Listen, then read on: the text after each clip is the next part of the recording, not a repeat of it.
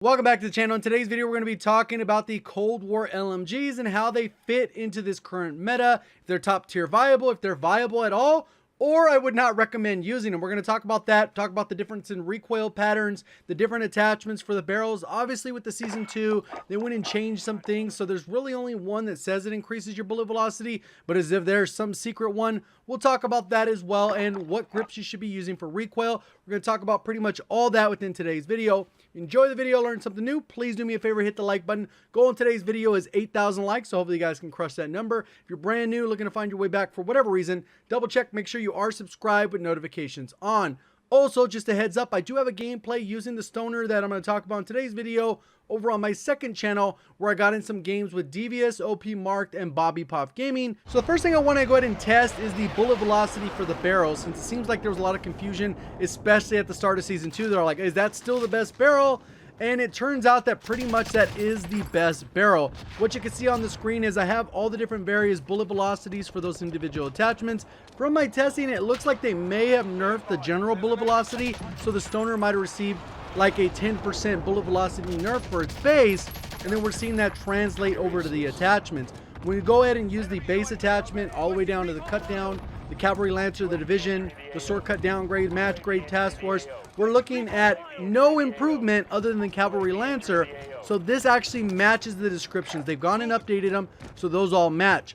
Obviously, some people do care about the range. Personally, I think at this point, this is the only viable barrel to use, because even if you decide to equip that agency suppressor, it only bumps up the bullet velocity to 733, which isn't really all that viable as a long-range weapon, at least in my opinion. So we're kind of gonna go ahead and assume that the Cavalry Lancer is the only barrel to use, and that the agency suppressor is pretty much the only muzzle to use. Obviously, you can use something else if you don't want, maybe want a little bit less vertical recoil. But overall, that's going to be the best combo for almost 1100 bullet velocity, and it ends up being the same for the RPD and the M60. It looks like pretty much everything just copies and carries over, which is kind of unfortunate, because you would hope that there'd be a little bit of diversity in the actual weapons. It just doesn't end up being the case within Warzone. So when it comes to the recoil, it looks like all the front grips are actually doing exactly what they say. First one, the foregrip helps with the horizontal. The field agent grip, or the Spetsnaz grip, helps out with horizontal and vertical. Pretty much the only grip that actually helps out with vertical. Severely lacking compared to the Modern Warfare versions, which give you the option of both in multiple different ways, along with stability, which we're not seeing. So that's one of the big downsides with Cold War guns at the moment, but hopefully that'll get worked out, and those continue to kind of mimic what we're seeing in the Modern Warfare weapons that essentially work so well within the engine. On top of that, when we get to the SVOD speed grip, or the Spetsnaz speed grip, which is the last one, essentially that one is only helping primarily the horizontal. There might get a little bit of vertical help depending on the scenario we look at, but you'll kind of see as it goes through. So the interesting thing is the stoner and the RPD are essentially pretty much just vertical, and they have very similar recoil patterns. You can see that the stoner is a little bit more aggressive vertical when we're comparing these shots to here, and that this one kind of has a little bit of side leaning. Not a huge difference, but there is a little bit of angling depending on what we're looking at here. And obviously I can do 100 recoil patterns, but this gives us a general idea of what is happening. A unique thing with this RPD though, is after you fire about 20-ish, 22 bullets, then the recoil pretty much stops and it just continues hitting the same spot. You can tend to see this with a lot of other Cold War weapons as well, especially with the largest mags. It kind of goes up, it does this recoil pattern, and then it just stops. Almost like they forgot to program in those last ones, which some people would think, hey, you know what, that's actually pretty cool. Once you already fire 20 bullets, you're going to have no recoil on the RPD. Well, if it took you more than 20 bullets to land a couple shots on the person, you're probably not going to win that gunfight if you're relying on this recoil to just disappear after 25 shots. I don't think that's really practical. Most good players are going to release the trigger and then recenter and then pull the trigger again. They're not going to wait out 20 bullets and then just drag, spraying and praying. It's not really a practical way to play. If it were, then you would see this probably fit in a little bit better, but it's not the case. Then the M16 has the dumbest recoil pattern. It kind of goes up and then back and right, back and forth like one of these things. And the grips do help, but in a practical sense, that is one of the harder recoils to control, Keeping in mind, obviously, it does have a little bit slower fire rate, so you can make those macro adjustments, but bouncing side to side is very impractical. I've seen a lot of TikToks on the M16, especially that floor blueprint, where they're like, oh, it has no recoil. It definitely has recoil, but when you're a foot away from an object, it just looks like it's going to the same spot versus having that bounce to bounce. So pretty straightforward there. As you can see, the majority of the time that we're going to see with the trend, just like the Commando foregrip being one of the best for rifles and LMGs in Modern Warfare, we're going to see the Field Agent grip or equivalent be the best for most, if not all, of the Cold War weapons, with a few exceptions here and there where maybe the speed grip fits in if you're not running that agency suppressor silencer. So now let's go ahead and talk a little bit about the rate of fire, shots to kill, and time to kill. On the screen, you can see that we have the far shots to kill. That meaning they really only have one damage drop off right around 35-ish meters for pretty much all of these LMGs. What happens as soon as you get beyond that 35 meters, this is the damage drop off, and this is primarily where you're going to be using this weapon. You have to rely on it at close quarters. The TTK is pretty solid, but a lot of times, by the time you ADS, you've already taken enough damage where you're likely going to die. And if you could make this super fast, then it could be maybe even practical to run it short to medium, but it's an LMG at the end of the day. It's not really going to do it that way. But what you can see here is that the fastest rate of fire is the Stoner. The RPD is second with 652, and then we have the M60, which is really slow at 515. And normally how it works with a lot of these types of weapons when you're focusing on rate of fire, if they have a slower rate of fire, they should pack a large punch to offset that. That's a similar example of like the Odin, like a 500 fire rate, pretty slow, but it packs an extreme punch if you land chest shots, headshots. But in this particular case, we're not seeing that. If we transfer looking over at the shots to kill, all of these LMGs are 9 shots to kill pretty much anywhere on the body, limbs, anywhere. As long as you're not mixing in headshots, it's going to be 9 shots to kill at any range beyond that first damage drop off. And essentially when you translate that rate of fire with time to kill, you end up with the Stoner having an incredibly fast time to kill of 668. This is why it's very good. And if it had some Modern Warfare stabilization or an optic from Modern Warfare, this thing would be disgusting. What we'll do is go ahead and compare that now with the PKM and the Bruin. Those are probably the two most popular LMGs from the Modern Warfare weapons. And you can see that the fire rate is in line for the Stoner with the PKM and the Bruin, even though they're a little bit faster. And they are the same number of shots to kill with a similar TTK.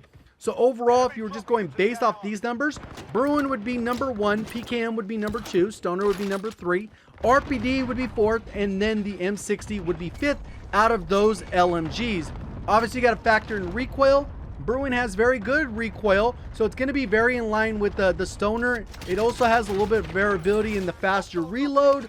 So there are some differences here, and those end up kind of being the 1 and 2 in my opinion. I don't really think the RPD is all that worth using. Even though statistically the TTK is all right, you end up with a similar issue that we saw with the Krig, where the slower fire rate just kind of pulls it out where any missed bullet, it increases that TTK significantly and punishes you as a player for missing any kind of shots, whereas faster fire rate like the MAC-10, FFAR, if you miss some shots, it's all good because it kills so dang fast. It doesn't even matter if you miss a couple bullets here or there. You're going to be forgiven, and you're probably going to win that gunfight. So that leads us to the class setups, and the class setups are obviously going to be pretty similar. I don't really think anyone should really be using the RPD or the M60. Obviously, the Bruin, PKM are definitely usable. This kind of fits in line with those. The Stoner can definitely be nasty. I think you kind of tend to experience a little bit more issues right outside that 80-ish to 100 meters. That's kind of where you start to notice where you're going to end up running into some issues on being able to consistently hit those shots. And right here for the muzzle agency suppressor, we're going to go with that cavalry or the second barrel because that's the only one that helps with bullet velocity. Other nice thing, it does help with strafe speed, vertical and horizontal recoil. You kind of have to just deal with it because this is the only barrel that is going to make the gun viable in any possible way, since you're not getting any bullet velocity from any of these other options. So you're kind of left without choices.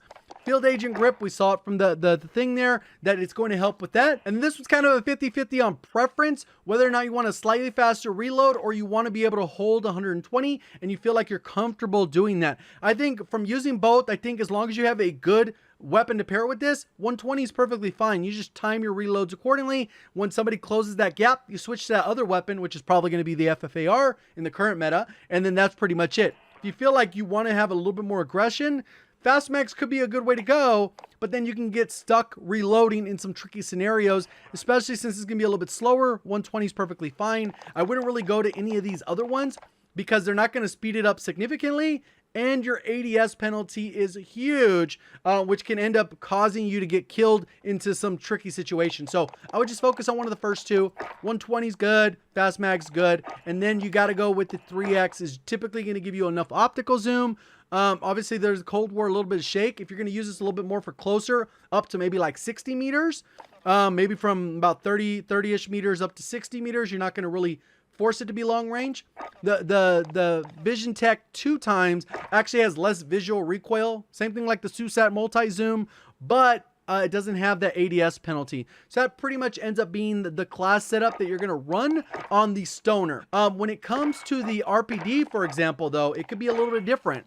So the recoil is only in those first shots. So if you feel like you want to hold the trigger, you might not necessarily need that underbarrel. So you can actually skip that completely, still go with the fast mags or the 120, still go with the 3X or the 2X. But then if you want a little bit faster mobility, strafe speed, you can go ahead and get one of these. Some people are fans with LMGs. I'm not. I'd like to be able to have as much accuracy as possible. And that's pretty much the route I would go. I would go with either no stock, help out that sprint to fire time since it's not going to penalize your recoil.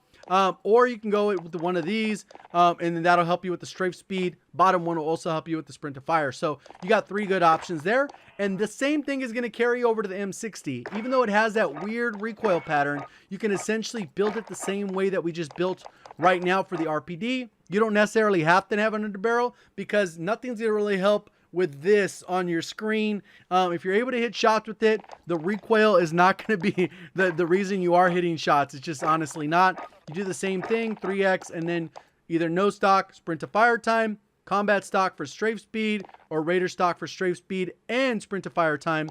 Obviously, the combat stock has a little bit faster because firing movement speed. So when you start pulling the trigger, you start sliding a lot more, because it double stacks. There's firing movement speed, and then there's ADS firing move speed, whereas this one doesn't have both of them because it has the sprint to fire time. So there are subtle differences. Worse hip fire, it doesn't really matter. You're not using LMG for hip fire, and that pretty much ends up the build that I think the vast majority are going to use, even though at the end of the day, the only one I would use from this list of 3 weapons is the Stoner. I would not probably touch an RPD in a regular BR match, and I would not touch the M60 almost in any way, just because they don't really kill fast enough. Despite their TTK, their slow fire rates actually add on to that TTK for every bullet missed, which ends up stacking up pretty hard. So hopefully you guys did enjoy the video, learn something new. If you did, please do me a favor, hit that like button. If you're brand new, want to find your way back, double check, make sure you are subscribed with notifications on. Reminder, I did post a little bit of gameplay over on my second channel, which is JGOD Plays, link near the top of the description.